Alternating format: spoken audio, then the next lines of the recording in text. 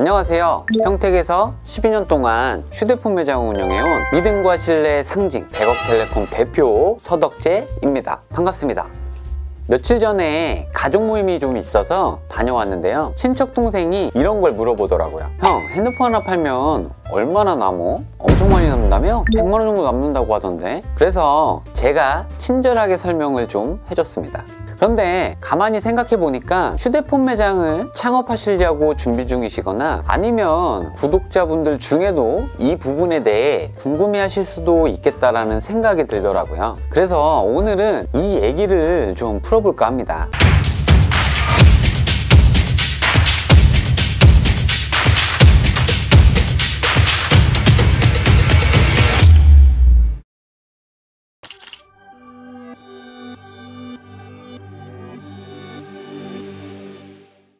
휴대폰 판매 시 수익을 알려면 일단 판매 구조에 대해 알아봐야겠죠. SK면 SK, KT면 KT, LG면 LG, 이 하나의 통신사업자를 가지고 있는 대리점들이 존재합니다. 이 대리점들은요, 휴대폰 기기를 구매해서 판매점에 위탁 판매를 시키게 됩니다. 그러면 판매점들은 기기를 대리 판매하게 되고요. 이때 요금에 대한 수수료는 대리점에서 갖게 됩니다. 그럼 판매점들은 뭘 갖냐고요? 판매점들은 기기 한 대를 판매했을 시 판매한 수익을 가지게 되는 거죠. 그래서 이런 3사를 다 운영하는 판매점들은요, 휴대폰 기기를 구매하지 않고 보증보험만 끊어서 판매를 진행합니다. 쉽게 말해서 돈 주고 휴대폰 재고를 사지 않고요, 대리점에서 빌려와서 판매한다고 생각하시면 됩니다. 그래서 재고 부담이 전혀 없는 거예요. 굉장히 큰 메리트죠. 재고를 사지 않고 내가 사업을 할 수 있다. 이거는 정말 큰 메리트입니다. 왜냐면 내가 재고를 빌려와서 판매가 되지 않더라도 다시 반납을 할 수 있는 거예요. 10대를 받았는데 5대만 팔리고 5대는 팔지 못했어요. 그러면 내가 돈 주고 산 게 아니기 때문에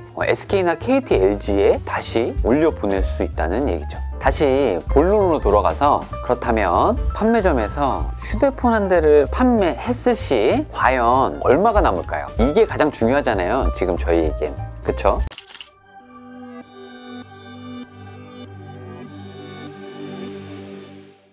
그런데 사실 이 정답은 아무도 알 수 없다고 봐야 할 것 같습니다. 왜냐면 판매 수익의 일부분을 고객에게 현금으로 돌려줄 수도 있고요, 아니면 단말기 판매를 함에 있어서 할부금에서 추가로 할인을 더 시켜줄 수도 있기 때문이에요. 그래서 판매 수익이 다 동일한 제품을 판매하더라도 판매사마다 그리고 판매점마다 수익이 틀려지게 됩니다. 예를 들어 볼까요? Z Flip 4 판매 시 50만 원의 판매 수익이 남는다고 가정해 볼게요. 자, A라는 판매점은 이 판매 수익을 손님에게 하나도 빼주지 않고요, 정가로 팔았어요. 하나도 빼주지 않고 50만 원을 온전히 다 갖게 되는 거죠. 그런데 옆집에 있는 B라는 판매점은요, 손님에게 40만 원을 더 빼주고 판매했습니다. 그렇다면 얼마가 남았죠? 맞습니다. 10만 원이 남았죠.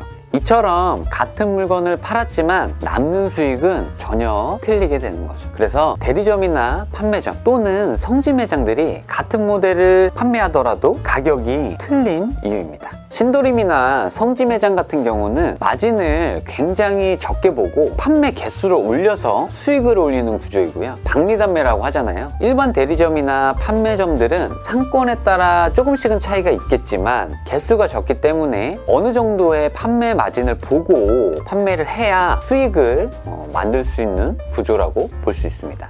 그래서 내가 내 자신이 휴대폰 판매 구조에 대해 잘 알고 있고 휴대폰 리베이트라든지 이런 개념에 대해 알고 있다. 그러면 어디서 구매하셔야겠어요? 맞습니다. 성지 매장이나 신도림을 가셔서 개통하는 게 좋습니다. 그런데 여러분, 이 B라는 판매점처럼 판매했을 시 위법행위라는 거 알고 계신가요? 몰랐죠? 저희 나라에서는 이 휴대폰을 구매했을 때 공시지원금이나 선택약정 외에는 그 어떤 할인도 받아서는 안 되는 단통법이라는 게 존재합니다.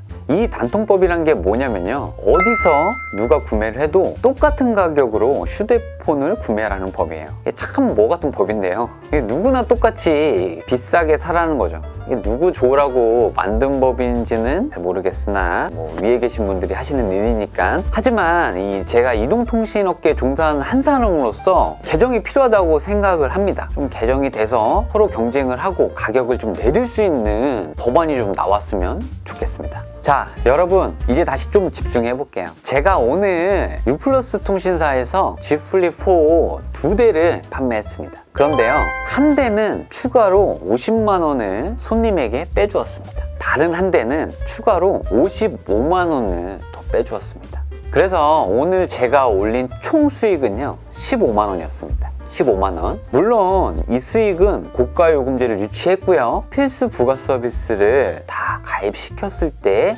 가질 수 있는 수익이었습니다. 휴대폰 판매 수익은 통신사마다 그리고 모델과 요금제 부가 서비스 등에 따라 굉장히 틀려져요. 위의 예시는 대략적으로만 생각해 주시면 좋을 것 같고요. 제가 만약에 노골적으로 가격을 노출을 하면 문제가 될 소지가 있어서 문제 형식으로 한번 말씀을 드린 거고요. 아마 잠깐만 계산해 보시면 그 리베이트가 어느 정도 나오는지 아실 수 있을 것 같습니다. 그런데 제가 지금 예시로 들어드린 이 금액은 지금 가장 히팅이 되고 잘 나가고 리베이트가 높은 수준의 모델을 제시한 거고요. 요금제에 따라, 모델에 따라, 통신사에 따라 이거보다 훨씬 적게 남는 모델들도 많이 있습니다.